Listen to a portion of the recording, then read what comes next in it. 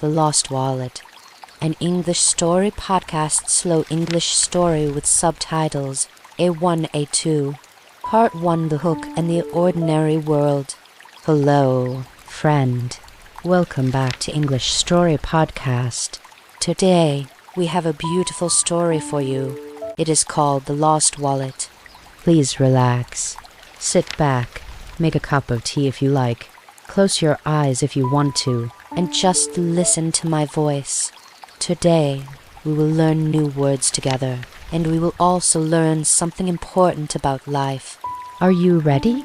Let's begin. In a small, crowded city, there lived a young woman named Mai. Mai was 24 years old.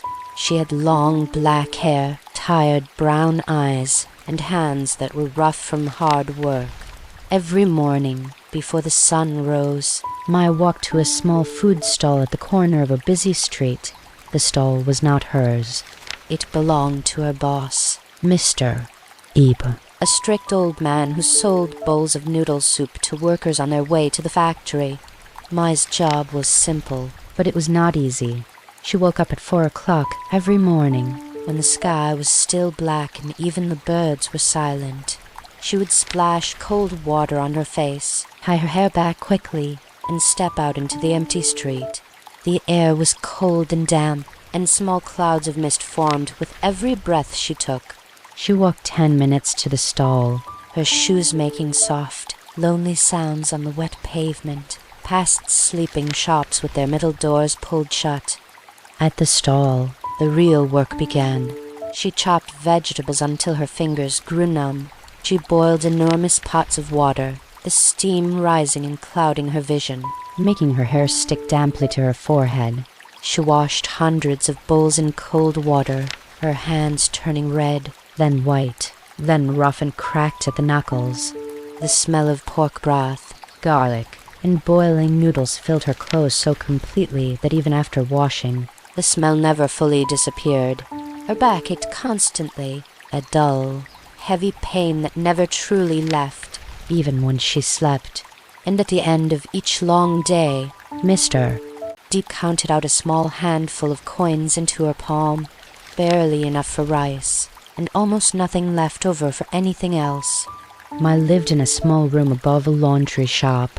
The room had one window, one narrow bed, and one small wooden table with a wobbly leg. At night, she could hear the sound of cars outside and the warm, soapy smell drifting up from downstairs, mixing strangely with the noodle broth smell that clung to her own skin. In the summer, the room grew unbearably hot, and Mai would lie awake, listening to the fan creak slowly above her. In the winter, cold wind pushed through the gaps in the old window frame, and she would pull her thin blanket tighter around her shoulders. She lived alone. Her parents had passed away when she was young, and she had no brothers or sisters, no aunts nearby, no one to call in the middle of the night if something went wrong. She had only herself and the quiet, steady rhythm of her own two hands. But Mai had a secret dream. She dreamed every single night of opening her own small bakery, not a big, fancy shop, just a tiny place with a wooden counter, warm bread in the window, and the sweet smell of cinnamon in the air. She imagined customers smiling as they walked in. She imagined children pointing at cakes with excited eyes. She imagined her own name above the door, asterisk Mai's Bakery, asterisk. But dreams need money, and Mai had almost none. Every night, before she slept, she counted her small savings. She kept the money inside an old, brown leather wallet. It was torn at the corners, and the color had faded from years of use. It was not a beautiful wallet, but to Mai, it was everything. Inside it, she kept every single coin she saved. Some nights, she added only a few small coins. Other nights, she could not add anything at all, because she needed the money for rice or medicine. One day, she would whisper to herself in the dark, "I will have enough. One day, I will open my own bakery."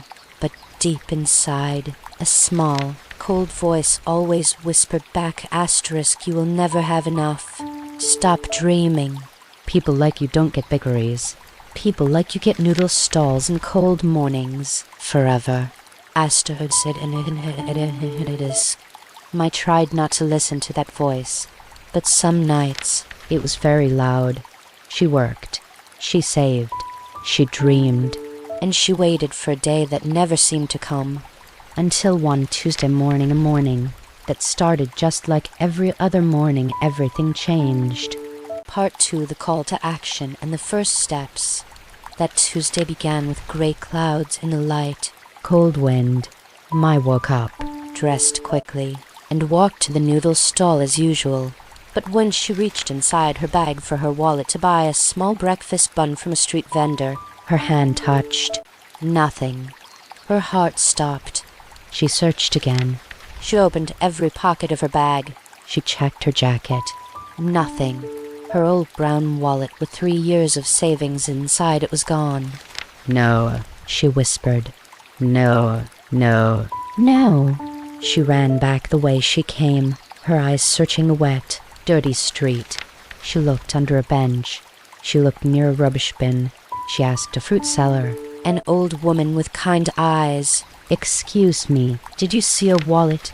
Brown, old, small?" The old woman shook her head slowly. "I'm sorry, dear, I haven't seen it." Mai's chest felt tight, like someone was squeezing her heart with both hands.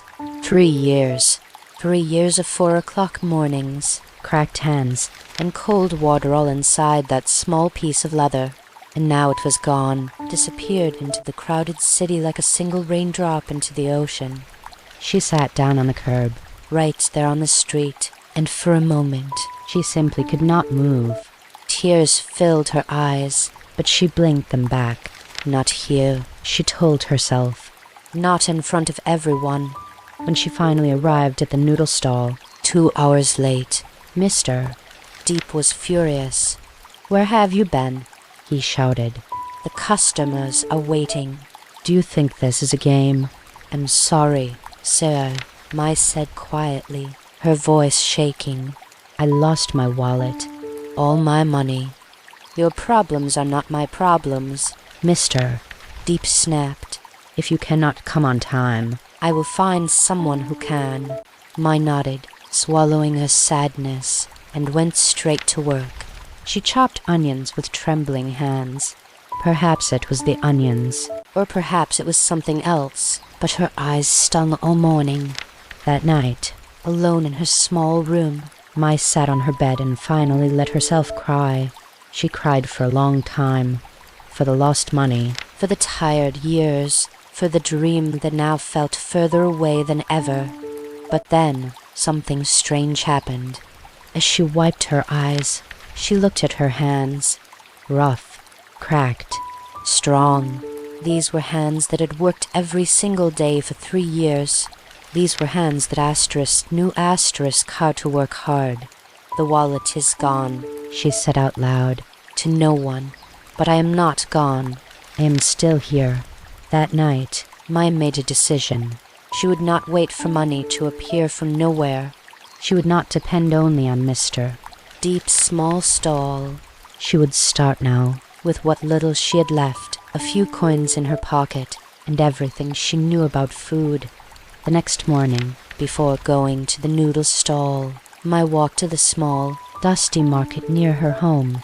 With her last remaining coins, she bought flour, a little sugar, and yeast. That night, after a full day of work at the stall, her back aching and her eyes heavy, she did not sleep. Instead, she stood in her tiny room, mixing dough in an old metal bowl by candlelight. Her first bread was ugly. It was too hard, too flat, almost like a stone. She tasted a small piece and made a face. Terrible. She laughed quietly to herself, tears and laughter mixing together. Truly terrible. But she did not give up. The next night, she tried again. And the next. Slowly, slowly, the bread became softer. It began to smell sweet, like a real bakery. Mai began waking up even earlier, 3 o'clock instead of 4, to bake a few small loaves before her shift at the noodle stall. Then, during her short lunch break, she sold the bread quietly to workers on the street corner. The first day, she sold only 2 loaves. The second day, 3. It was a small beginning, a tiny, fragile beginning, but it was her beginning. Part 3, the trials, failures, and the mentor. The next few months were the hardest of Mai's life. She slept only 4 hours a night, sometimes less. Her hands, already rough from years of dishwashing, now had small burns and blisters from the hot oven tray she borrowed from a neighbor down the street. She learned, slowly and painfully, that baking bread was far harder than she had ever imagined. On some nights, the dough did not rise at all, sitting flat and sad in its bowl no matter how long she waited, and she had to throw everything away, wasting flour and sugar she could not afford to waste. On other nights, the oven grew too hot, and the bread came out black and bitter-smelling, filling her tiny room with smoke instead of sweetness. She would open her one small window, waving the smoke out with a cloth, tears stinging her eyes from the smoke, and from something else too. There were days when customers complained, "This bread is too dry," one man said, handing it back to her with a frown, right there on the busy street corner, with other people watching. Mai apologized, her face burning with shame, and gave him his money back, even though she desperately needed every single coin. Another time, an old woman bit into a loaf and made a sour face, saying nothing at all, simply walking away and dropping the rest into a nearby rubbish bin. Mai saw it happen. She said nothing. She only looked down at her basket of unsold bread and felt very small. There were nights when she sat on the floor of her small room, surrounded by failed loaves, some too hard, some too flat, some burned black at the edges, and whispered to herself, "Maybe the voice was right. Maybe people like me don't get bakeries. Maybe I should simply go back to washing bowls forever and stop wasting what little money I have left." Her body grew thinner. Dark circles appeared under her eyes. Mr. Deep, noticing her exhaustion, scolded her more than once for moving too slowly at the noodle stall, not knowing that she had been awake since 3 in the morning, kneading dough by candlelight. One rainy evening, exhausted and discouraged, Mai walked past a tiny, old bakery she had never noticed before, tucked between 2 taller buildings. Warm, golden light poured from its window. She stopped to look, and an old man opened the door. He was small, with white hair, thick glasses, and flour dust on his apron. His name, she would later learn, was Mr. Hone. He had run this little bakery for over 40 years. "You look tired, child," he said, his voice rough but not unkind. "Come inside. Sit." Mai hesitated, but the warmth from the shop pulled her in like a gentle hand. Inside, Mr. Hone gave her a cup of hot tea and a small piece of warm bread. Mai took a bite, and her eyes widened. It was soft, slightly sweet, and smelled like home. "This is amazing," she said. 40 years of mistakes, Mr. Hone said with a small smile, sitting down across from her. "Every good baker has thrown away 1,000 bad loaves before making one good one." Mai told him everything: the lost wallet, the noodle stall, her secret dream, her small failures. Mr. Hone listened quietly, nodding sometimes, his eyes kind but serious. "Let me ask you something," he said finally. "Why do you want a bakery?" "Truly." "Why?" Mai thought for a long moment. "Because, when I was a little girl, my mother once bought me a small sweet bun. It was the happiest day I remember. I want to give that same happiness to other people. Even if I have nothing else, I want to give people that feeling." Mr. Hong smiled, a slow, warm smile. "Then you already have the most important ingredient. Flour you can buy. Sugar you can buy. But why that? You cannot buy. That is the heart of the bread. But I keep failing, Mai said softly. Maybe I am not strong enough. Mister. Hone leaned forward, his old eyes suddenly sharp and clear. Listen to me carefully, child. A tree does not grow strong because the wind never blows. A tree grows strong because the wind blows again and again, and the tree learns, slowly, to bend without breaking. Your failures are not proof that you should stop. They are proof that you are truly trying. Only people who try fail. People who give up quietly at home. Who never take the first step, they never fail, because they never truly begin. He paused, pouring more hot tea into a cup. When I was young, like you, I burned an entire month's supply of flour trying to learn one single recipe. My own mentor, an old woman named Auntie Sen, laughed at me not cruelly, but kindly, and said, "Good. Now you have space in your heart for a lesson." I did not understand her then, and understand her now. Mai felt something warm rise slowly in her chest, something like hope returning after a long, cold winter small at first, like a single candle in a dark room, but growing steadier with every word the old man spoke. "Tell me, mister," Hone continued gently, "on the nights when the bread fails, what do you feel?" "Exactly." Mai thought carefully.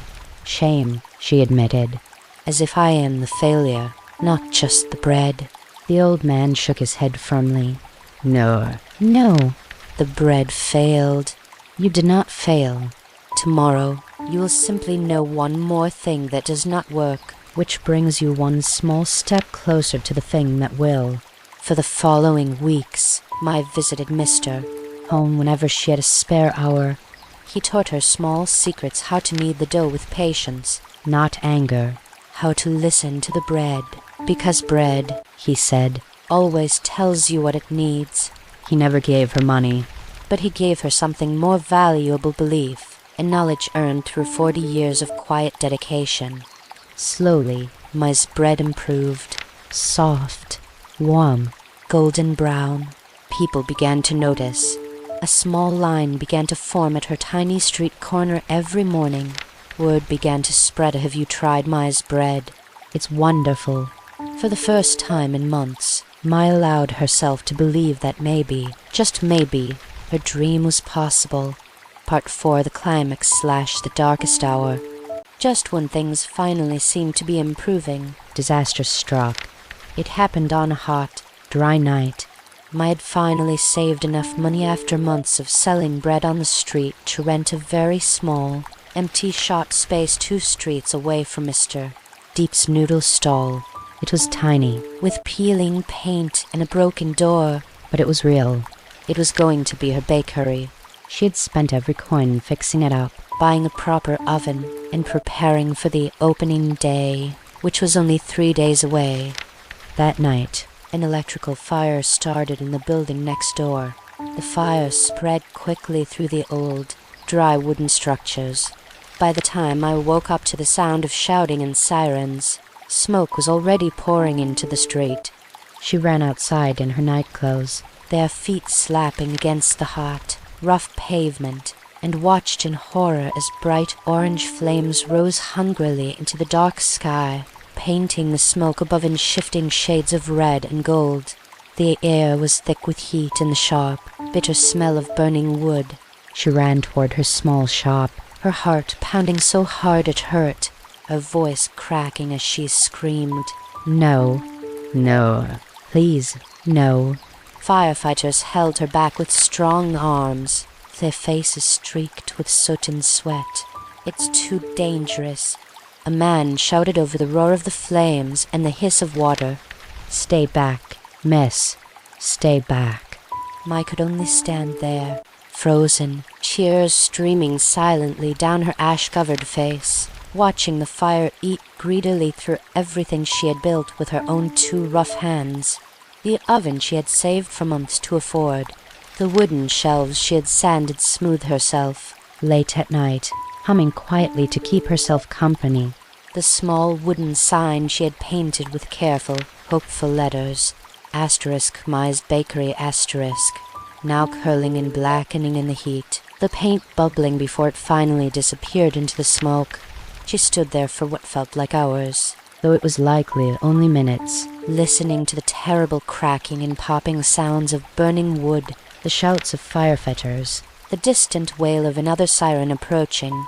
By the time the sun rose weakly through the gray, smoke-filled sky, there was nothing left of her small dream but a pile of black, smoking, and still smoldering ruins. Mai sat on the ground across the street, covered in ash, staring blankly at what used to be her dream. She did not cry. She felt too empty even for tears. Everything, 3 years of one wallet, months of a second effort, gone in a single night. It's over, she whispered. I have nothing left. She thought about giving up completely.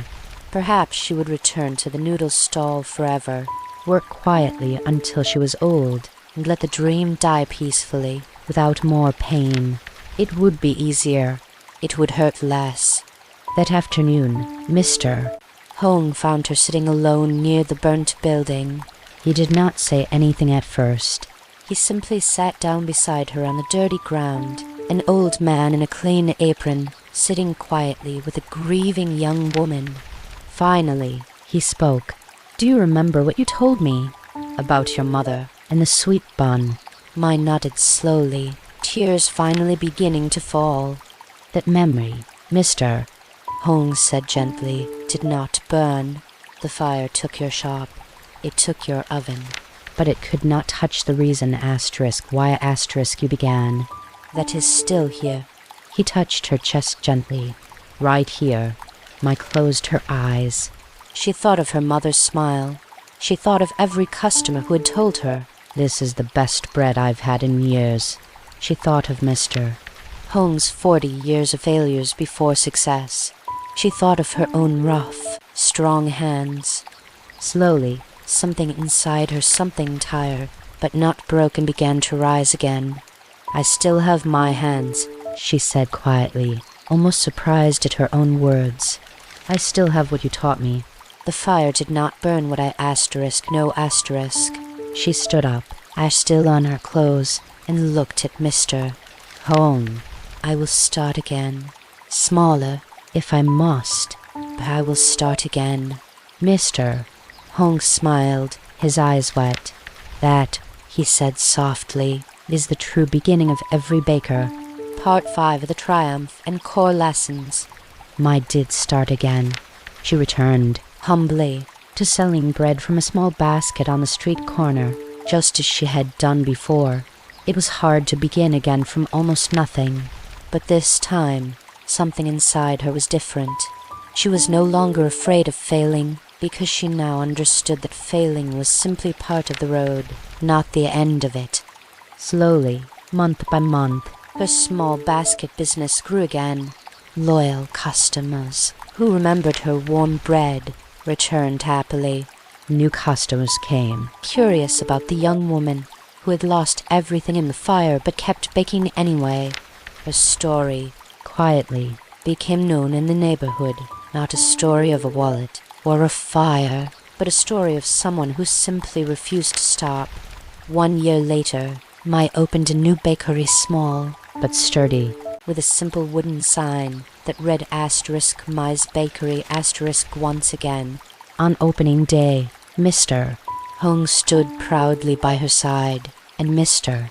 Eep, her old, strict boss, even came to buy the very first loaf, smiling in a way Mai had never seen before. Mai's bakery slowly became a warm gathering place in the neighborhood. Children stopped by after school, pressing their small noses against the glass to admire the golden loaves and sweet buns cooling on the counter. Old men came in the mornings to sit with a cup of tea and a piece of warm bread, chatting quietly about the weather and the news. Mai hired 2 young workers who, like her, had very little money and very big dreams, and she paid them fairly and treated them kindly. Remembering how hard those early 4 o'clock mornings had once felt on her own tired back, she taught them patiently, just as Mr. Hong had once taught her, never once raising her voice. even when their first loaves came out too hard, or too flat, or too burned. "It's all right," she would tell them gently, echoing words she once needed to hear herself. Every good baker has thrown away 1,000 bad loaves before making one good one. Friend, listener, From my story, we can learn several powerful life lessons. one, losing something valuable does not mean losing yourself. Mai lost her wallet, and later her entire shop, but she never lost her skills, Her knowledge, or her determination. Kukulin, every expert, was once a beginner who failed many times. Mr. Hone's 40 years of mistakes remind us that failure is simply the price of learning. 3. A true mentor does not give you money or shortcuts. A true mentor gives you belief, Patience, and wisdom that lasts a lifetime. 4. Your darkest hour often arrives right before your greatest growth. The fire that destroyed my shop also revealed how strong she truly was. 5. Success is sweetest when we remember to be kind to others along the way, just as Mai was kind to her own young workers. remembering her own difficult beginning. Part 6, the outro and call to action. Friend, Thank you so much for listening to this story with me today. I truly hope Mai's journey touched your heart, just as it touched mine while I imagined it for you. now, I have a question for you. my friend, tell me in the comments below what is the biggest challenge you are facing right now in your life, And how will you try to overcome it? just like Mai did. I would love to read your answer, so please, Share it with our community below. if you enjoyed this story, please give this video a like. It helps our little channel grow, just like my small basket of bread slowly grew into a bakery. If you are new here, please subscribe to English Story Podcast, And don't forget to turn on the notification bell. so you never miss a new story. Remember, friend, whatever you have lost, whatever has burned down in your life, Your hands, your heart and your knowledge are still yours. No fire can take those away. Rest well tonight. Dream gently, and I will see you very soon. in our next story. Good night, friend.